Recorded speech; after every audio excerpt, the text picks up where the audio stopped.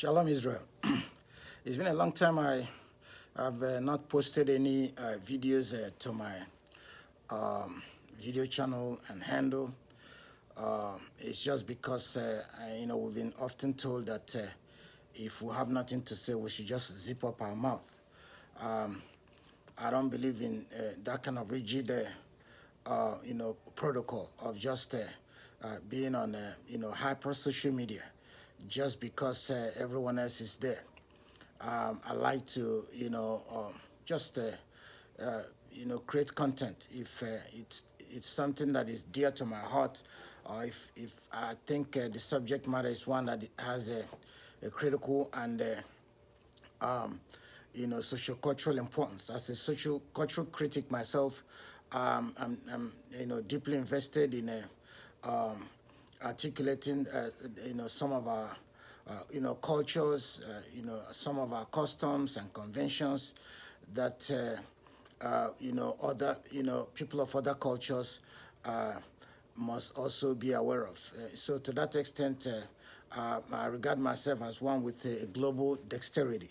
Yes, global dexterity means, being able to operate outside of your culture into other cultural norms, ideals, and practices. So today I'm going to be talking about culture. How we can allow our own cultures to have some form of interaction and integration with the postmodern Jewish cultures. Because culture is a very important aspect of our lives, and there is a conception or construct that psychologists have referred to as the culture iceberg.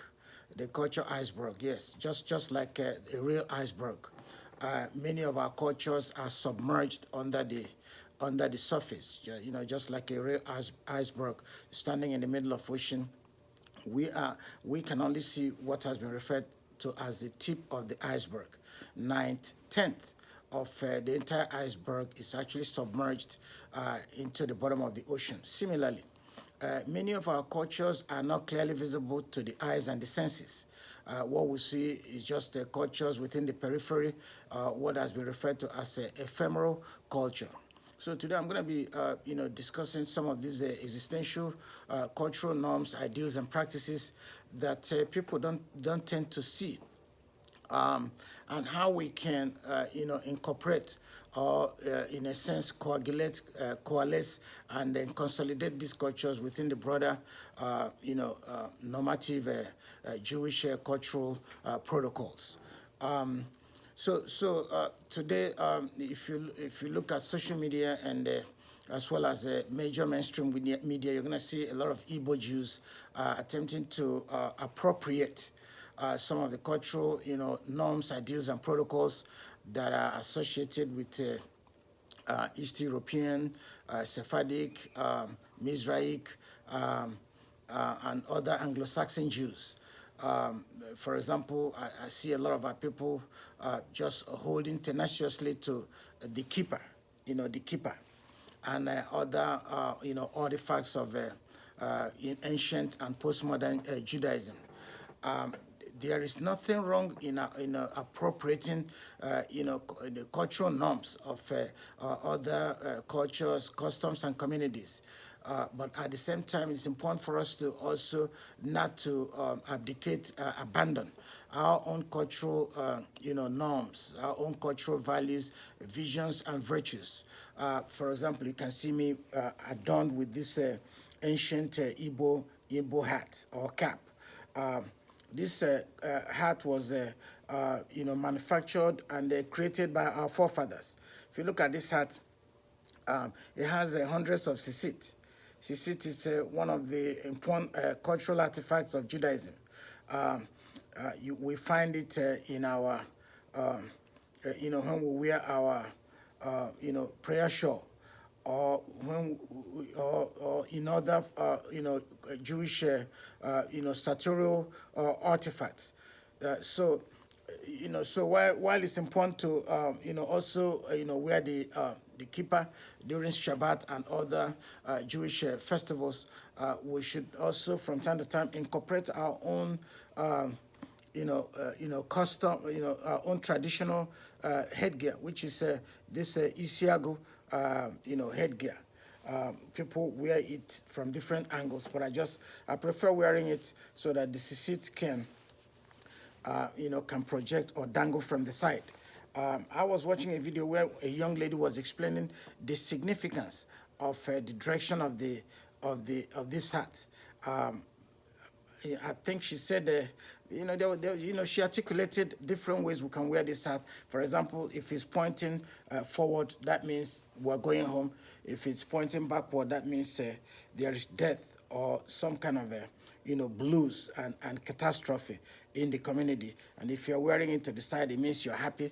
I hope I'm not, twisting it around. But the point is that the way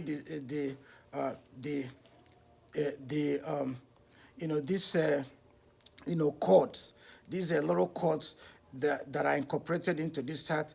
The direction it points has a signification. It has meaning.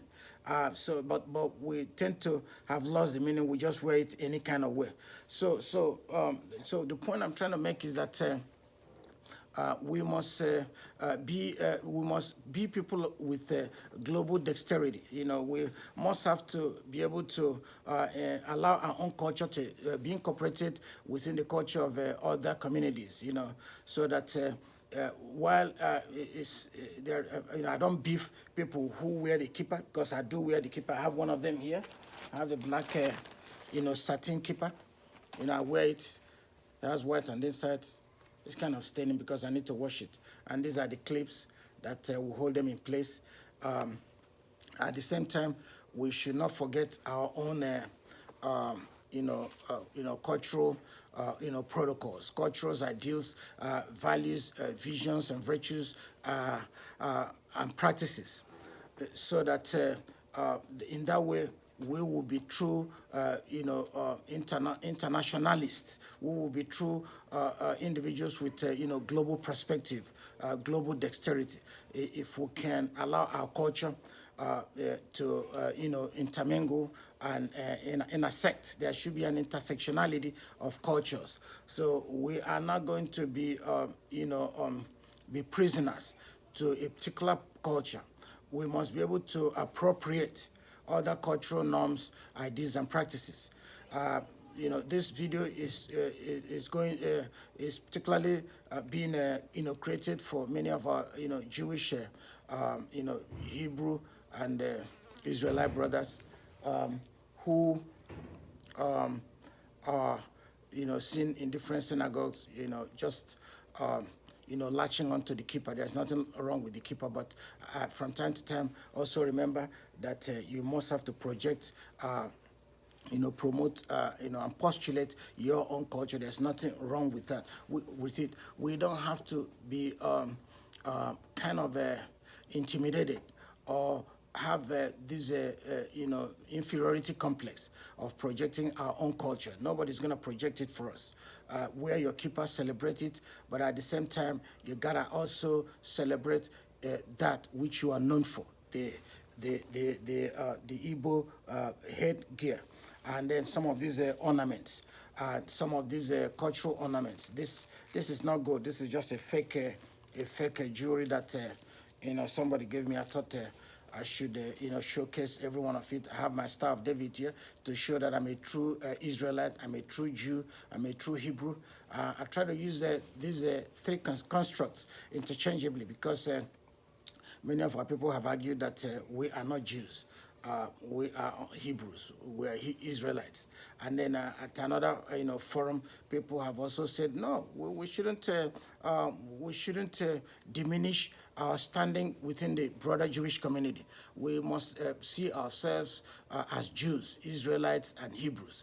So I prefer using the three conceptions so that I'm able to capture, poignantly, the background, the lineage, the cultural, geography that we are identified with. We are all people of Israel, so that we don't have to diminish our standing within the broader Jewish community by just attempting to pigeonhole ourselves using one nomenclature. We are just Hebrews. No, I don't think that's doing a disservice to our standing within the broader Jewish community. We are Jews, we are Hebrews, we are Israelites. So that we we don't diminish our standing or our status or our stature. So that's one of the important, point I try to make in this video today, because I have been reminiscing, ruminating, and thinking about this particular issue of culture. So Judaism is an asset-based cultural, norm. Asset-based means that Jews from different cultures and communities bring linguistic, cultural, and other forms of sociocultural norms of community into Judaism. So that when you see an IBO Jew, going to the synagogue, adorned with different, ornaments, with different artifacts, with different, fanciful, pieces of, cultural ornaments. They should not be dismissed. They should be accepted as people who are coming into Judaism with assets, linguistic assets. We have our own, mother tongue. We have our own language. We have our own means of communication. We have our own signification. So that Judaism is an asset-based, norm, cultural norm. Similarly, Eastern European Jews, when they come, wearing their own national outfits or whatever it is that identifies them, or within that, geographical location, they are also bringing assets. This is an asset-based cultural norm. Similarly, Jews coming from Middle East also come with their own artifacts, with their own, sartorial sophistication. Where similarly, Ethiopian Jews, so Judaism is an asset-based, cultural. Cultural, religious, or ethno-religious, construct, so that we Igbos must not lose our culture to the, dominant, major, mainstream, Jewish, norms, values, virtues, and visions. So we must also, bring that. If you read the theoretical framework of culture, written by a certain Boas, American anthropologist. He did write something about the rings of culture. Rings of culture include, but not limited to, age, gender, religious affiliation, social, sexual orientation, language, different aspects of, people's cultures. And we must bring all of these, competencies, cognitions, constructs, capacities into our religious, space. So it's important for us to not to abdicate, abandon our culture, even as we attempt to reemerge as Jews, or attempt to pick up from where our forefathers start, and where our forefathers stopped. As they were escaping the fall of the first and second temple in Jerusalem, and then made their way to the present-day southeast of Nigeria. Another important point I wanted to make today is, I should have made it in the heat of the moment, but I didn't have time to make a video. It's about Chief Barrister Onyema, the CEO and founder of Air Peace of Nigeria, the airline that is now, popular, and some people say notorious, for airlifting many Nigerians from South Africa in the peak and the height of the xenophobic attacks, where their government essentially failed them.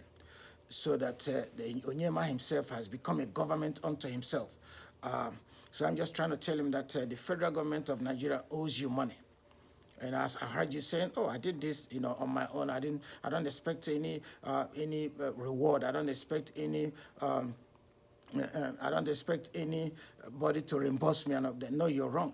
You're completely wrong. You will be rewarded. You will be reimbursed for doing what the federal government of Nigeria ought to have done for its citizens. Airlift them. Even the most backward of countries, even the poorest of countries, the smallest countries in Africa, do this in a heartbeat for their citizens. Now, Nigeria, the giant of Africa, of almost 200 million, with all the enormous resources, one of the biggest economies in Africa, cannot be able to charter airlines to lift its citizens in their time of predicament and melancholy. To me, is unacceptable. So if the gentleman did what government's supposed to have done, he just did it so that a bad situation doesn't deteriorate even further.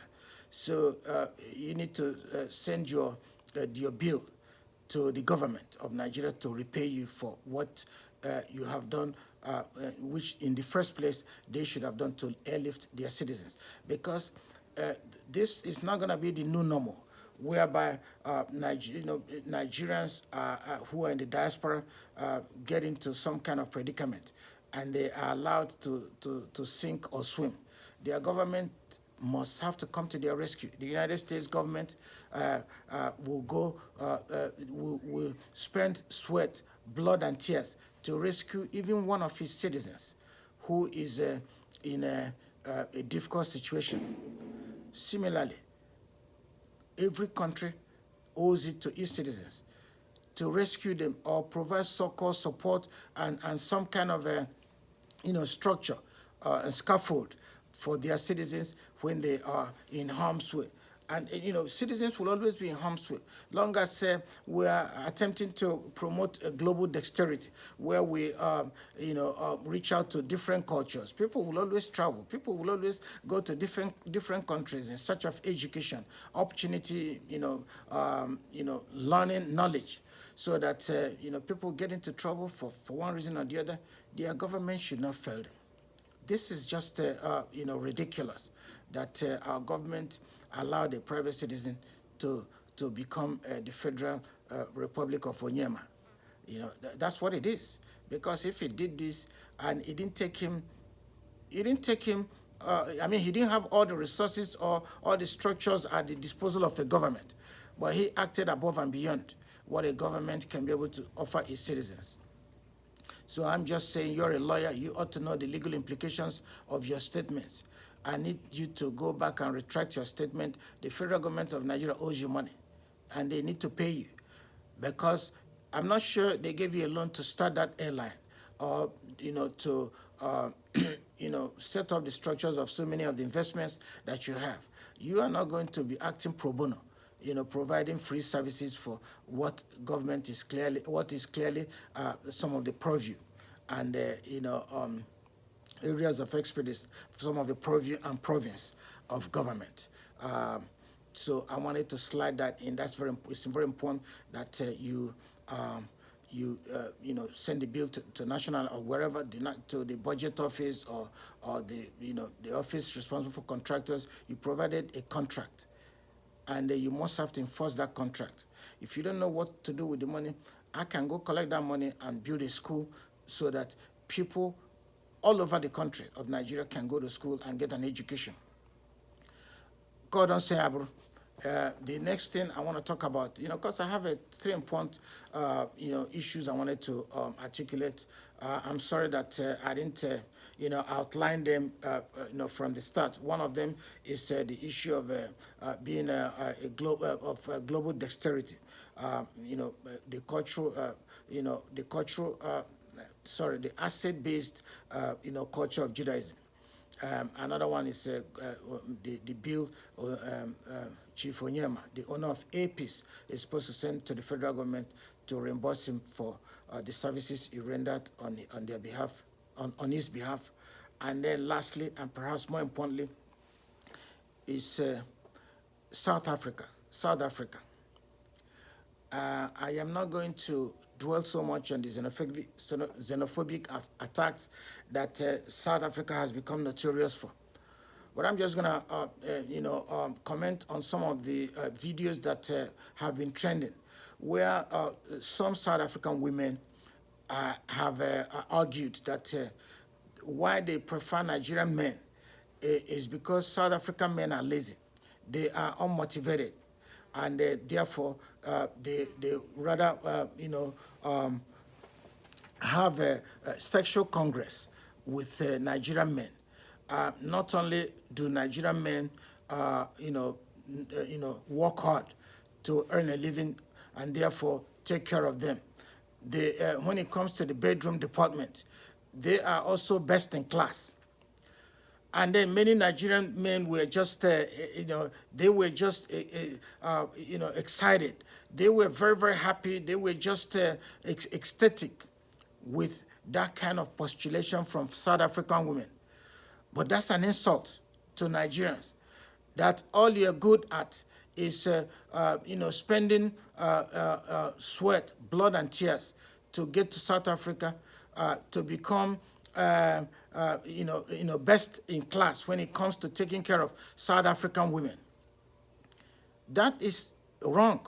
You are getting it wrong if that is what you're good at. And then South African women are celebrating you on social media as well as mainstream major media.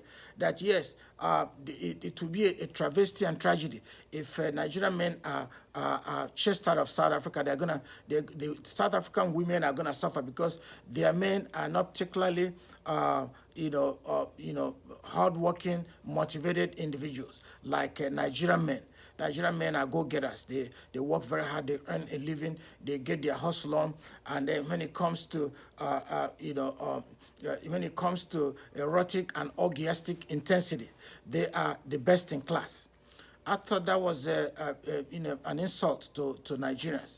Particularly Igbo people, we are not known for that kind of frivolity. Where we're now baby maintainer. All we're good at is taking care of foreign women. That was one of the reasons why the second temple in Jerusalem fell, because Jewish men were abandoned Jewish women and were more interested in foreign women. Women that worshipped idols.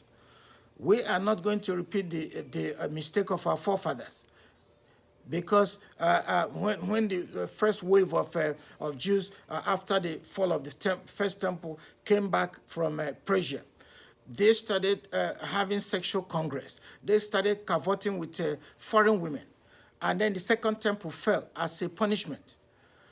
We should learn from history and from the mistakes of our forefathers. I hope it's not true what these South African women are claiming. The cause and claims they made in those videos, for me, is just the height of insult. That our men are known as hardworking, only to the extent that the outcome and fruit of that hard work is dissipated in taking care of foreign women, because they have already made it clear, based on research and theory, that their men are lazy, they are unmotivated, they're alcoholics, therefore, the South African women have nothing to do with them. Only the Nigerian men are the ones that have met the minimum requirement or the threshold for these intercultural and cross-cultural relationships. While I'm promoting the asset-based, cultural norms, I'm promoting global dexterity, where people will project their cultures, customs, and conventions. I am not particularly fond of the postulation by these South African women that Nigerian men are best in class when it comes to sexual congress, when it comes to the bedroom department, and when it comes to lavishing and squandering money in motels, hotels, and other places of good living, places where money is supposed to be spent. So I just wanted to slip that in there. South African women, you are wrong. Nigerian women and Nigerian men are not philanderers. They are not men of, who just want to, spend money on foreign women. They have responsibilities in Nigeria. Nigerian men in South Africa, if you don't know what to do with your money, I will give you an account to, pay in everything you have. I'm going to go build a school in Nigeria and then invite students from the north, south, west, everywhere to educate them. We need education. We need to open up our schools and make our schools world class. The value of education has deteriorated so significantly that our educational system is now being second guessed. When we came out of school, we can still hold our own after secondary school. But right now, many people who have even master's degree from many Nigerian universities I can't even string a sentence together. She supposed to have had her nails did. She supposed to have her hair did. That's the kind of English coming out of their mouth. They lack sophistication. They lack finesse. They lack some of those verbal dexterity. Associated with high order critical thinking skills that can only emerge from the ivory tower of the academy. I know that some people have, criticized me over and over again. All that man does is speak grammar. He just wants to show us that he went to school. He just asked. He just speaks grammar. Who does he think he is? Well, you the ones who asked us to go to school. You're the ones who asked us to go to college. You're the ones who asked us to be the best we can. Yeah, you put a mandate on our lives that if we come back without accomplishing the best of education, the community is going to reject us. So stop beefing with me. Stop criticizing me. Don't get mad at me for being the best I can. Yeah, you asked us to go to school. That's why I had to climb my way up to the ivory tower of the academy, speaking the King's English to the Queen's taste, deploying the full arc and matrix of the competencies, capacities, cognitions, gifts, and talents that God has anointed me with, and earned quite honestly through hard work. So instead of leveraging on all of this excitement, all you do is denigrate, demonize, and demean me. And then you wage this war of calumny against me on social media. You need to chill out, calm down. I am being the best I can because that was the mandate you put on my life, the mandate you put on the lives of every young person.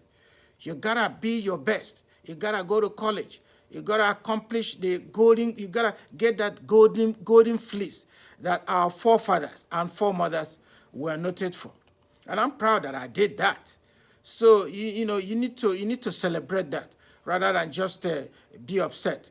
Maybe you would have been happy if I had a lackluster outing in the educational department where I can't even string a sentence together.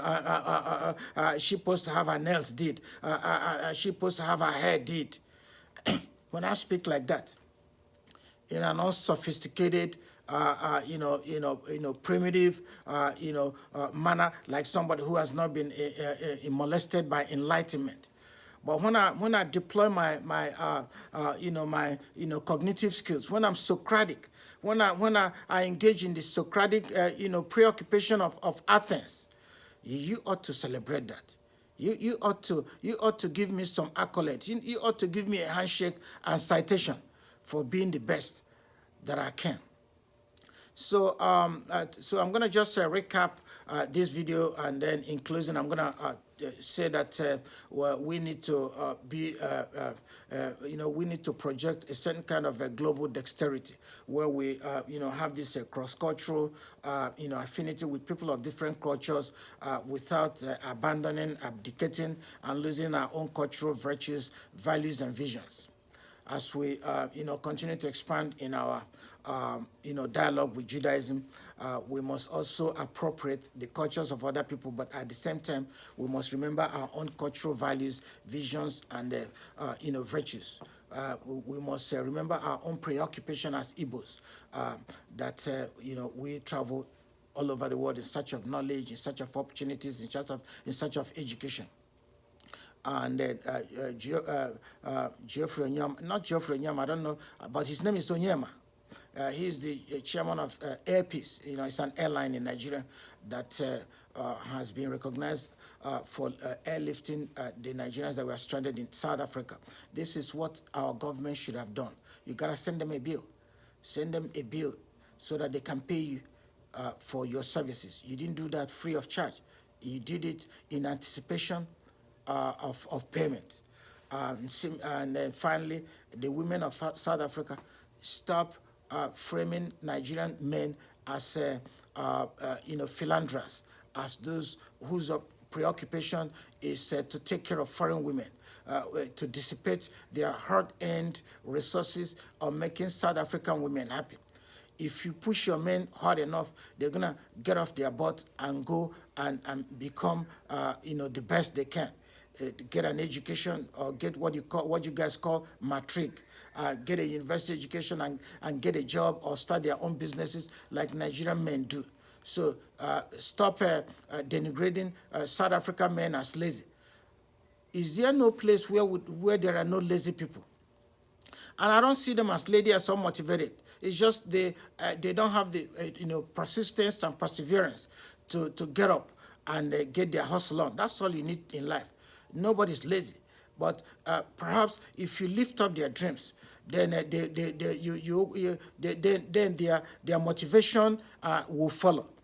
So don't frame them. Don't categorize them as lazy, unmotivated people.